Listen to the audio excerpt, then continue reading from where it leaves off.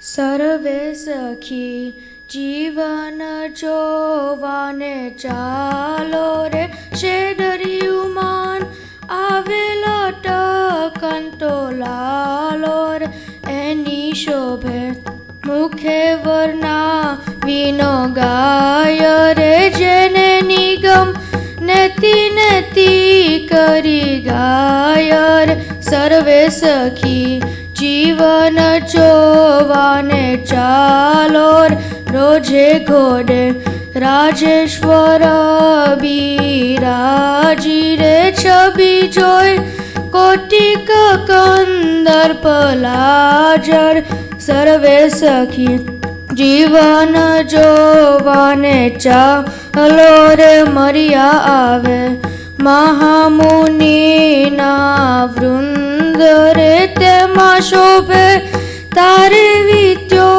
जेमा चंदर सुख शंका दिकयुतम यश गावेर नृत्य करी नारद वीणा बजावेर सर्वे सखी जीवन जोवाने चालो रे निज सखा चमर करे ले हाथ रे आजो आयवा भूमानंद नाथ रे आजो आयवा भूमानंद नाथ रे सर्वे सखी जीवन जोवाने चालो रे सजानंद स्वामी महाराज नी जय।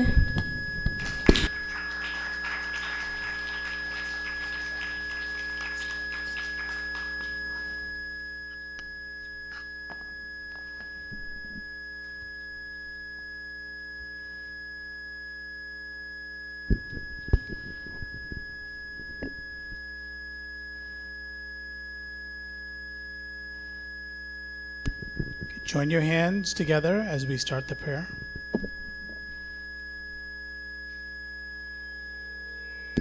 Join your hands together. Namo Namah Shri Haraye Buddhidaya Dayavate Bhakti Dharmanga Jataya Bhakta Kalpadrumaya Cha Ishavasyamidam sarvam Yat kincha jagatyan jagat Tena tyaktena bhunjithaha Magrudah kasya svidhanam Mukam karoti vachalam Pangum langhayate girim Yat krupatamaham vande Paramanandamadhavam Sarve sukhinah santu Sarve santu niramaya Sarve bhadrani pashyantu Ma kaschid dukkha bhag bhave Tamso ma ज्योतिर्गमय मृत्योर्मा अमृतं गमय असतो मा सद्गमय सत्यं वद धर्मं चर मातृदेवो भव पितृदेवो भव आचार्यदेवो भव अतिथिदेवो भव ॐ शान्तिः शान्तिः शान्तिः।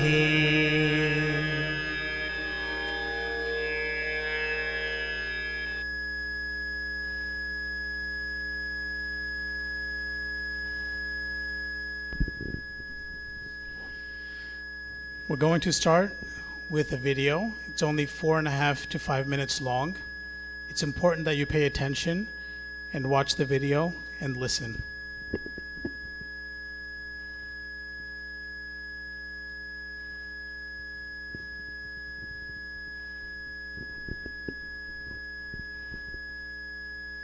I'm going to read the text as the video goes on so that even the young kids can understand.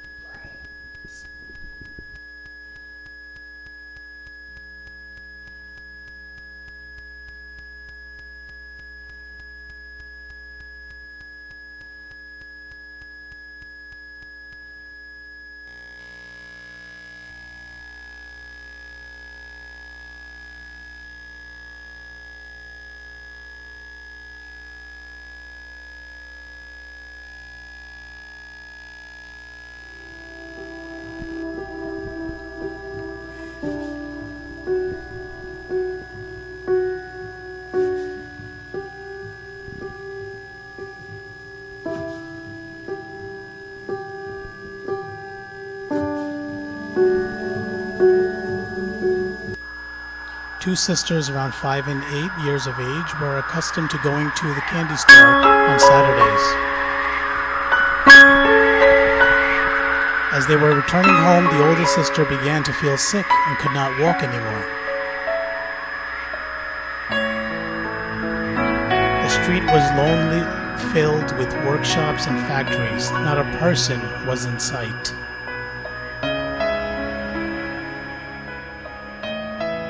At a loss and too timid to go inside a business, they sat a while, as silent and quiet as the distressing pains would allow. The older girl said, "You know, Annie, Mother told us if we ever have gotten into trouble, we should pray and God would help us."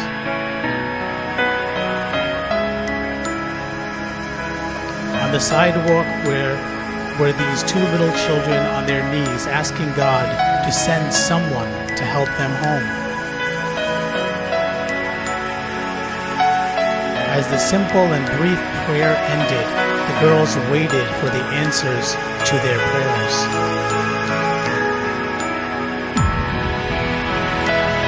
Annie saw a man come out from a factory down the street. He looked up and down the streets and went back inside.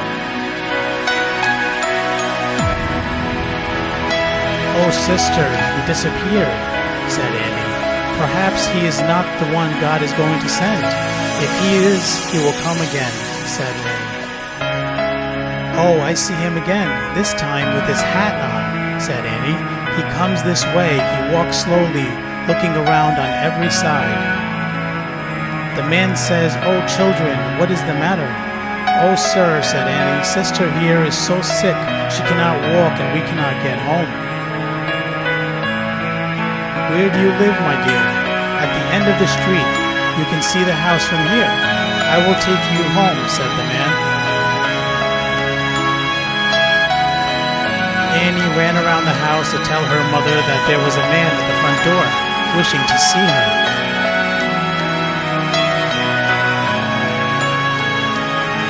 The astonished mother, with a mixture of surprise and joy, took charge of the precious burden, and the child was laid upon a bed.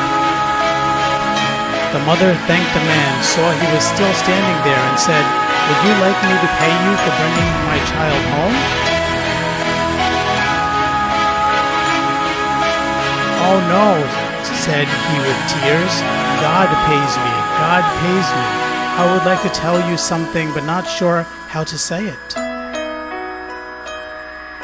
I am a business owner, and this week I have had many hindrances and was behind on my bookkeeping and working hard to catch up. Suddenly, I could not see the figures. The words and numbers on the computer all ran together.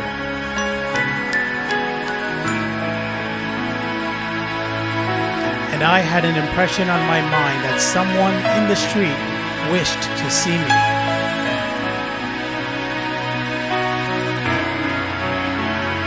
I went out, looked up and down the street, but seeing no one, went back to my desk and worked some more. The feeling got stronger than before, that someone in the street needed me. A voice seemed to say, "Why don't you go out as I tell you?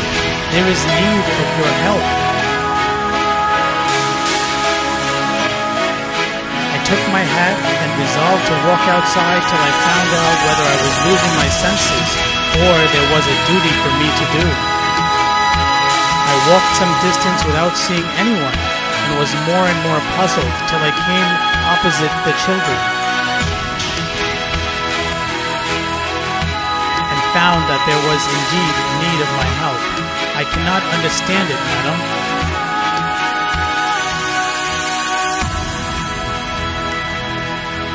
As the nobleman was about to leave the house, the younger girl had the courage to say, "Oh, mother, we prayed." Thus the mystery was solved, and with tear-stained cheeks, a heaving breast, and a humble, grateful heart, the kind man went back to his accounts. What is God prompting you to do today?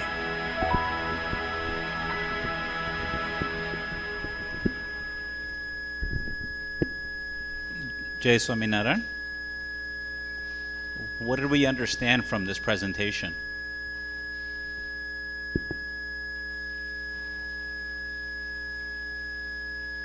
You should help them. That's a very good point. There's something more in this video. Janvi? Praying to God. That's the key. Go ahead.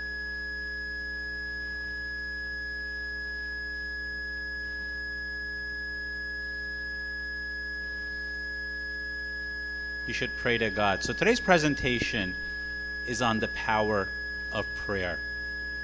Everybody prays. Every religion has prayer in their in a part of their practicing their religion. In the context of the Swaminarayan Sampradaya, prayer is just as powerful, if not more powerful. And there's so many stories in our Sampradaya of the power of prayer from when Bhagavan was here to even from thousands of years before, where we needed prayer to save civilization and to save mankind, or to help a neighbor, or to help your family. So today's presentation is on the power of prayer.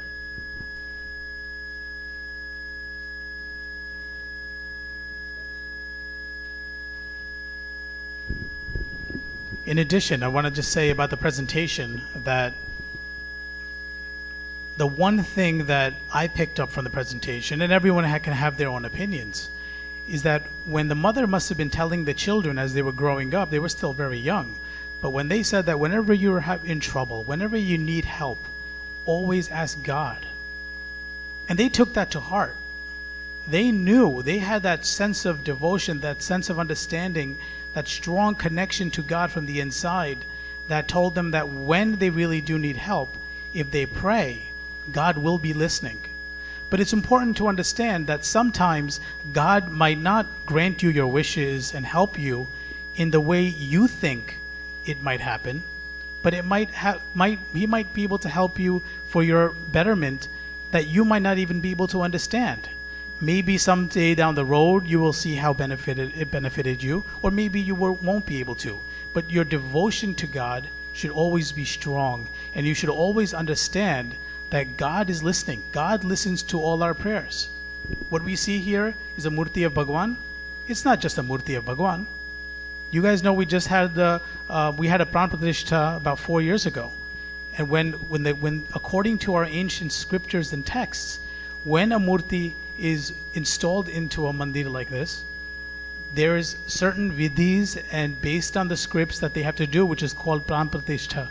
And that essentially invites Bhagwan from Akshardham to come into this murti. Bhagwan doesn't have parts where if he himself is present in Akshardham, that he can only be in one mandir or two mandirs. Bhagwan has infinite number of abilities and power, and he can recreate and become here with us.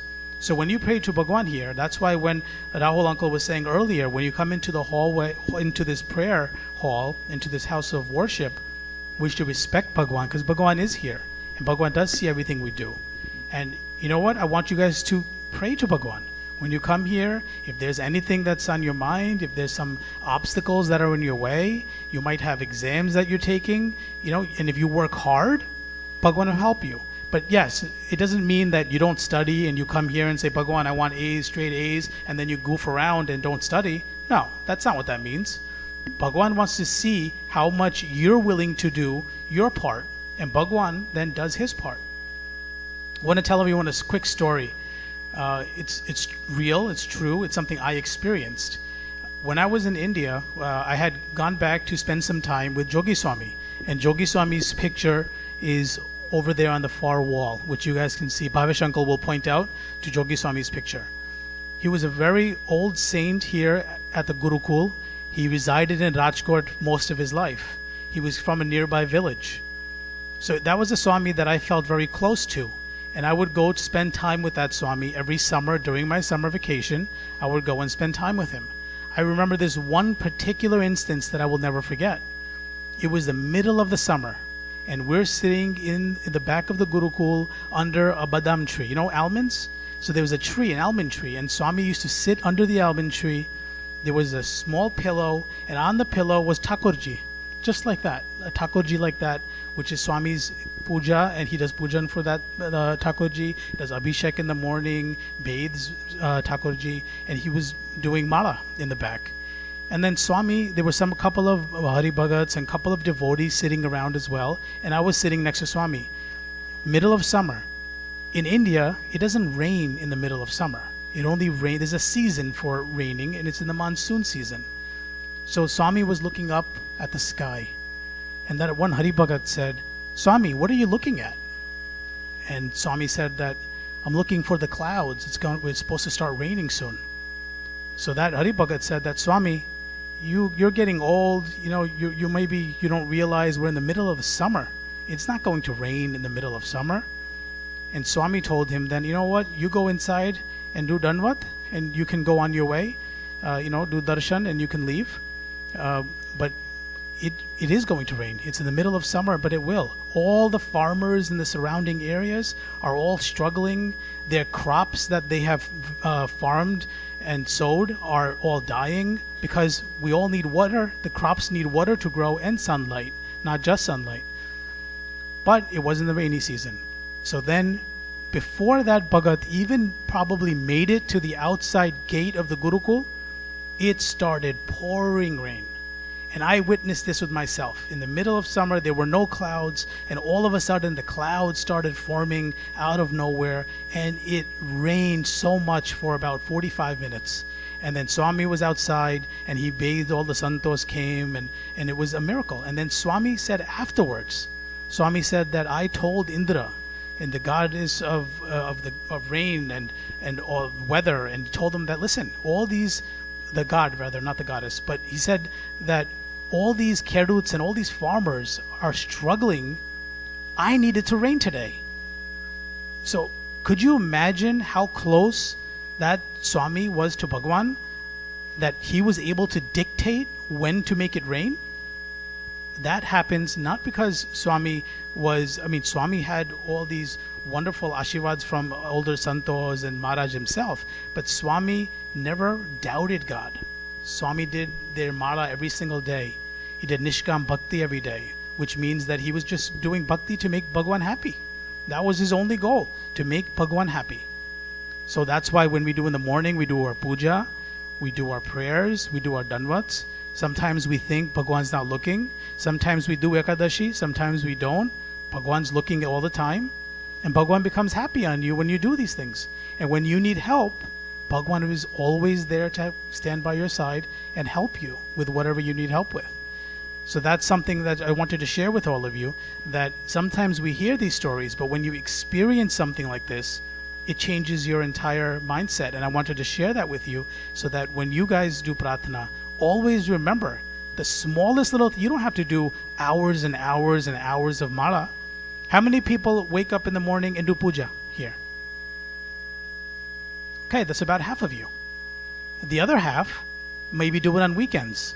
But I want you guys to at least take a vow that every morning after you take your shower, you guys all have a mandir or Bhagwan's murti in your household. If you don't, let me know and we'll get one for you.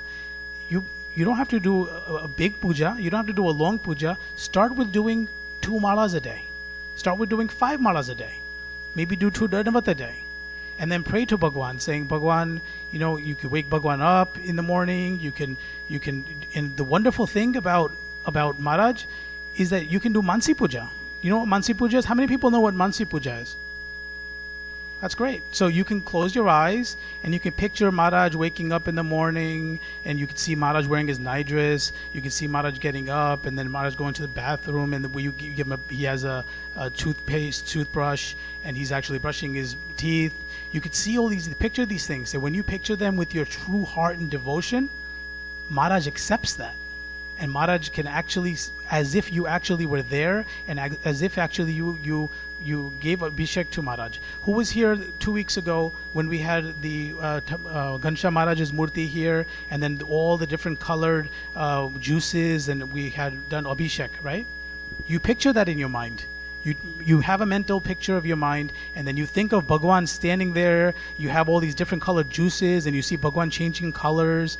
You do this in the morning with Mansi Puja, and even if you're not there, Bhagwan accepts that you did bathe Bhagwan and you did all these wonderful things with Maharaj. So that's the power of prayer. So always have hope, always have obviously desire, but always, most importantly, have faith in Maharaj. That Maharaj is there for us. He is there to take away our sadness in times of distress and to help us out as much as possible. Now we'll move forward with the rest of the presentation. So I think we've kind of hit on some of these points here. So what is prayer? And you guys can read it along there. It says, a kind request to God about something that you want for yourself or you want for society. Praise to God. So one of the form of devotion and love to God and the voice of the soul. Go to the next page, right? So then these are all different examples of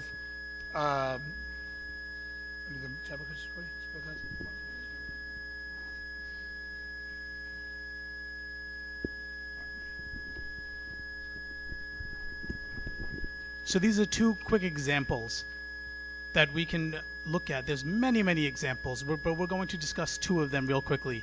Jiva Khachar. He wants Lord Swaminarayan pleased Jiva Khachar by his service. Maharaj asked Jiva Khachar for a boon. Jiva Khachar asked that no Yamraj, the god of death, should ever enter into our village of Sarangpur. And Maharaj gave him that wish that he had desired for. That he didn't want that the god of death to ever come into that village, and Maharaj granted that wish to Jiva Khachar. So that's a prayer that he asked for, and it was granted. Apollo 13, you guys are too young for that, but obviously there's a movie made of this. But Apollo 13 was a space shuttle that was sent out by NASA here in the United States. and it lost control with Earth, and there was a lot of difficulty with their engines and to re-enter space again. The entire United States and the entire world came together with all faiths, and they started praying together for the safe return of these astronauts that went to outer space. And then, with the grace of God, they did make it back, and they made it back all in one piece. That mission, Apollo 13, once that mission went wrong, it was impossible. The world's best engineers worked night and day to fix the impossible. There were situations where they thought that they lost that crew. Their ship broke, their secondary ship broke, they were low on oxygen, they were low on food. One person had a fever and the flu, and there was no way that they were going to come back. And even if they could make it back, there was a fear that the atmosphere would hit them and they would ricochet back into outer space and just explode. Do you know what saved them? Yeah. Yeah, the entire world got together and prayed from all different faiths, and that's what brought them back. So what does that mean? That doesn't necessarily mean, because of Hollywood today, we see pictures and movies such as Superman and things like that. It doesn't mean that Maharaj came there in this big cape, took the spaceship and brought it down. That's not what that necessarily means. But what did Bhagwan do? Bhagwan guided those astronauts, gave them the right ideas on what they needed to do, how to conserve energy, and how to use that small little battery, which cannot even power up a cell phone today, to re-enter the atmosphere. They were all smart astronauts to begin with, but in that type of a situation, it's very easy to lose hope. They kept their hope. They prayed to God. The whole world prayed to God, and they gave them the energy, the intelligence, and the ideas on what they needed to do to get back. That's how Bhagwan can work. So it's when you ask for Bhagwan's help, it doesn't mean that Bhagwan will come in the form of Bhagwan all the time. Bhagwan could send animals to help you. Bhagwan could send other human beings to help you. Bhagwan can help you in many, many ways. The countless number of ways that Bhagwan could help you. But the most important thing is you have to have faith, and you have to pray to Bhagwan in order to receive Bhagwan's wishes and boons.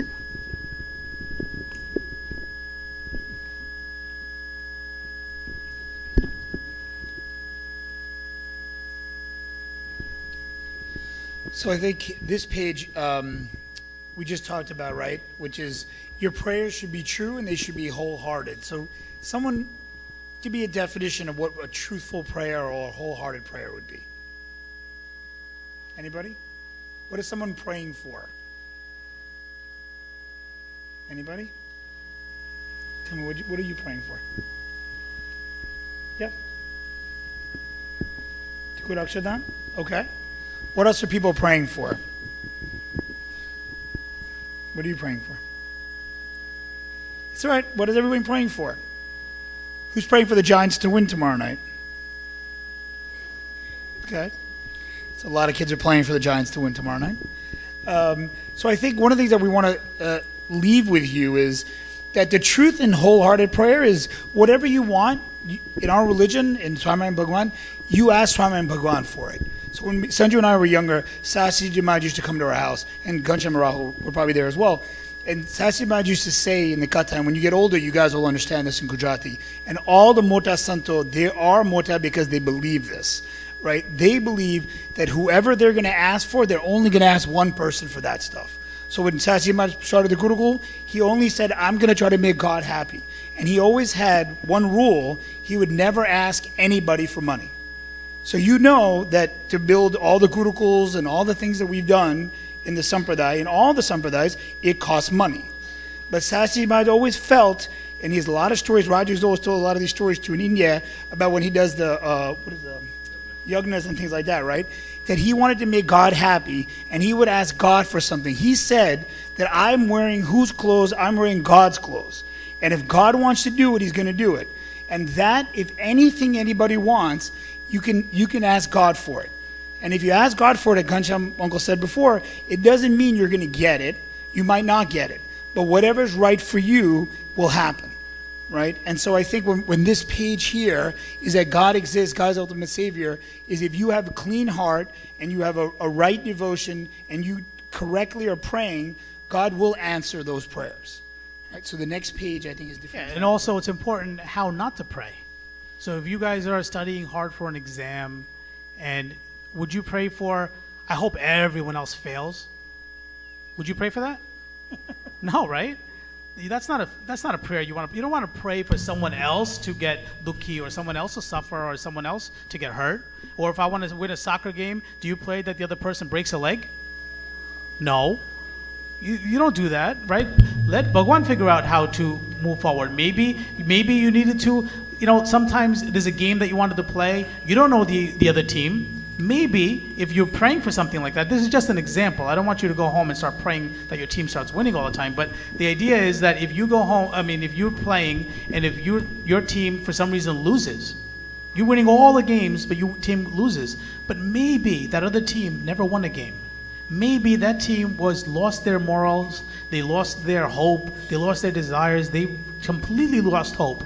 And now in order for them, if they win that game, it's not going to really affect your team maybe much, but maybe it will completely change their entire team and mindset. So you never know what Bhagwan is thinking and why Bhagwan does what he does. But if you always remember that Bhagwan will always do something that is right, then you will never go wrong in anything that you do. Whatever happens to you guys in your life, even when you come across obstacles, always think that Bhagwan has put that obstacle in my way for a reason. Have hope and never doubt, and you will always come through.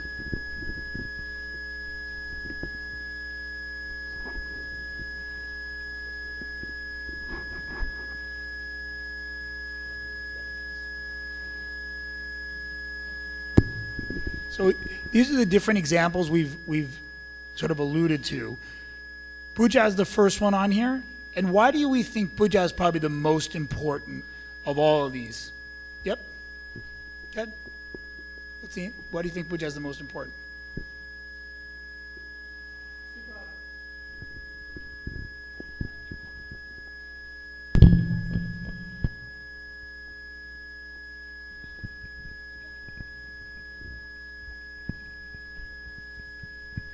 Puja is important.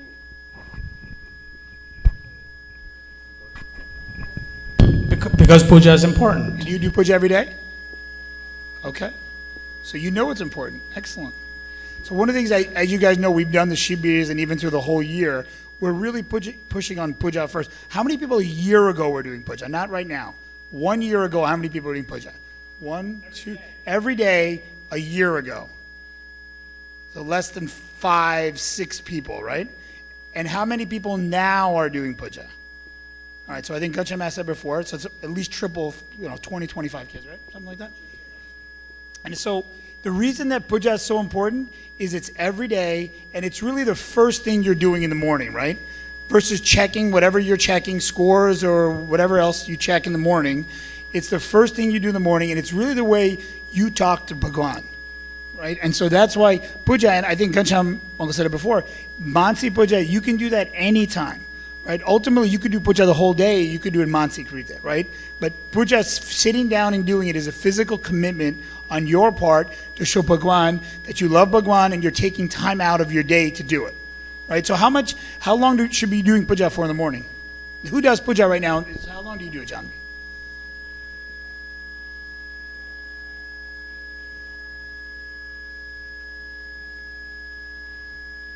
Okay, excellent. So it probably takes everybody 15, 20 minutes. Some people take 2 or 3 hours to do puja, right? But in the morning, everybody at school, if you do 15, 20 minutes, half an hour puja, even 10 minutes, I think Ghanshyam was talking about even doing mata, right? I think that is something everybody should aspire to do. Because puja might take longer, but a mata shouldn't take too long. So I don't think it's, again, the length and duration of how long you do puja is not as important as the quality of puja you do. In that time period, how much are you arguing with your sibling sitting next to you and complaining that he's doing mala too fast, or he's doing it too slow, or his pradikshana is going to make him dizzy? How many times do you guys do that? Yeah. So let's not do that. And what we should do is concentrate our minds on Bhagwan during that puja and do less. That's fine. But when you do it 100% with your heart. You want to bond with Bhagwan during that time. In your Mansi Puja, when you do your malas, you shouldn't be thinking about what you're going to do in first period math class. You shouldn't be thinking about your test. You want to look at Bhagwan's murtis, and then look at the murtis and look at the different chins on Maharaj. Remember the chins on Maharaj's. You guys have pictures of Maharaj's Charanavind and the footprints, Maharaj's? You have those in your puja, hopefully? Well, there's 16 chins in there. Think of all the chins, maybe do one mala by looking at each chin, and you could understand it. And if you guys don't know what the significance of all those chins are, we can teach you about that. But it's important that you don't just do mala for the sake of doing mala. Don't do it because, you know what, I must do 10 mala today, so I have to finish 10 mala, and just do it and just to get it over with. You want to do it with your heart, and you want to do it with full concentration. That's the end desire of what we want to try to accomplish by doing puja. So there's 8 forms on here. We just talked about puja, mantra chanting, and then arti, kirtan, which you guys saw Saj and those guys at the beginning, devotional vows, yagna, pilgrimage. So pilgrimage, anybody have examples of pilgrimages they've been to? Yep.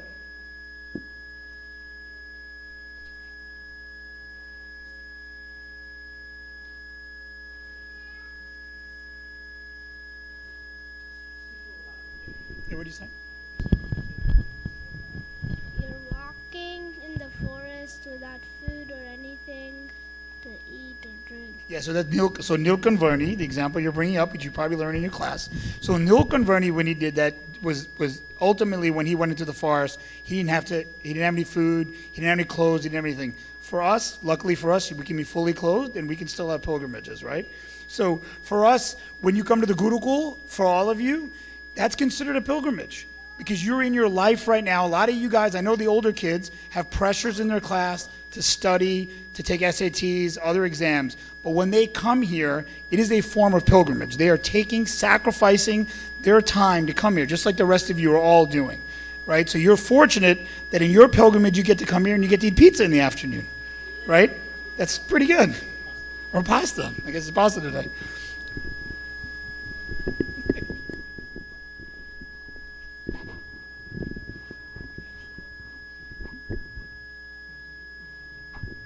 So besides the religious aspects, there's also some physical and intellectual benefits. When you do puja or you do any type of prayer, you get this feeling of freshness and relaxation. You know, when we do the prayer, when we started the session, it gets very quiet. You feel very peaceful. It makes your mind calm. You feel better. You get a positive energy.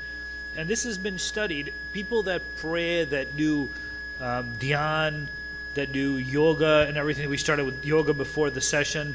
It improves your health. It helps you live longer. You feel better. You feel less tired. There's also benefits to your brain, and this is going to help. You know, you guys are all students and in school and everything. It helps you relieve stress especially as you get older. School gets more stressful. Your thoughts become cleaner. You know, you're sort of exposed to a lot of bad things all the time. When we were coming in the car, there was some music that was playing that can ruin your mind. This helps purify your thoughts. And then as your mind is cleaner, your soul and your heart becomes cleaner. And again, it helps you with your stress and worrying. And that all leads to a better faith and closeness to God. And then the obvious is the spiritual benefits. When you're praying, you're going to become closer to God. And that is, in the end, the ultimate goal is we want to go to Akshardham and be with God. And then all of this, it helps get rid of your past sins. And again, to summarize this slide, it just helps you become much closer to God. And we want to, in the end, we want our soul to go stay in Akshardham with God. And also a big part of praying, and we'll sum it up with this, and then we'll go down for snacks, is when we pray, don't feel that we always have to ask for something from God, right? We also have to thank God for things that we do. In this country, we celebrate Thanksgiving Day, which is a day of thanks. But you should have a day of thanks with Maharaj every single day, even during your puja. That thank God for the roof over your heads, for the clothes on your back, for your education, that you guys are all going to great schools, for Gurukul that's being so close to your house that we can actually partake in the activities and learn the spiritual aspects of Hinduism and our religion. All these things that you should be thankful for. Thanks for having wonderful parents and wonderful friends that you have made here. So these things Bhagavan appreciates when you thank him as well. We do Mansi Puja right before we eat. Why do we do Mansi Puja? Does anyone know? Before we eat, why do we do Mansi Puja?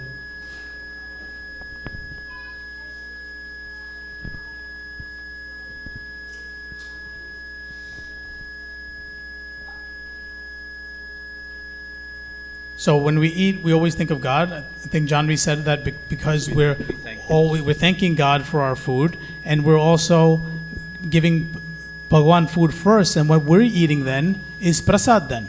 If we dharao it to Bhagwan, if we first offer it to Bhagwan, and if we have anything that's left over from that, what is that? That's prasad, right? So then everything we're consuming, we're eating prasad, and we're always, most importantly, thinking of Maharaj throughout the day. We're always thinking of Bhagwan during the day. Bhagwan is everywhere. Bhagwan is everywhere because Bhagwan made everything. So Bhagwan is everywhere. So it's important not to forget that. And also we thank God for the good things in our life, but we also need to thank God for being our partner for the struggles and for the stress. One of the most important factors of prayer is that you can go to sleep at night knowing that your problems are his problems. And when he makes it his problem, he makes sure he solves it. So that's the ultimate stress reliever. Whenever you're facing some issues or struggles or stress, don't lose faith and make God your partner in those. He will carry you through them. But you have to have faith and devotion and a clean heart. Jai Swaminarayan, who's hungry? Does anybody have any questions before that? I hope you guys like karela no shak and rotli.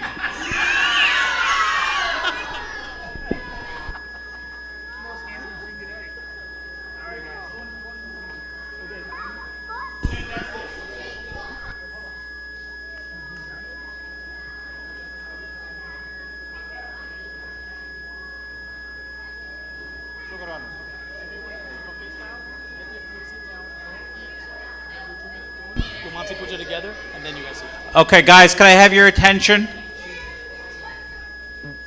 Thank you, that was fast. Now I'm impressed. All right, well, we're going to do something special today, and we're probably going to do this as a tradition, what they do in the India Gurukul when they take their food and their prasad. We're going to form a line. It's going to be buffet style. When you sit down quietly with your food, but you do not partake or eat the food until everybody has their plate. We're going to walk you through a Mansi Puja that you could do every single day for every single meal. And then we'll do a quick dun, and then you guys can enjoy your food, okay? And let's have proper discipline when we go downstairs. Let's try to be quiet and not run around like it's Cirque du Soleil, okay? And we're not going to teach you how to do Mansi Puja downstairs. We'll do the dun. But in short, when you do Mansi Puja, just a quick 101, you're closing your eyes. If you don't like pasta, then you don't have to feed Bhagwan pasta, even though you're going to be eating pasta. You can feed Bhagwan whatever food you like. So when you do Mansi Puja, you picture Maharaj sitting next to you or sitting in front of you on a table. Make it a nice golden table. You can make it with a nice glass table on it. You have Maharaj's thali is all gold, and then you can Bhagwan, you can offer him pasta or pizza or whatever you like, and then you can feed Maharaj. Maharaj loved to drink water between bites and between meals, so you can see Maharaj drinking water as well. And Maharaj really likes the food. And then maybe Maharaj needs a napkin. You maybe help Maharaj after he's done. You give him more water. You can help Maharaj wash his hands.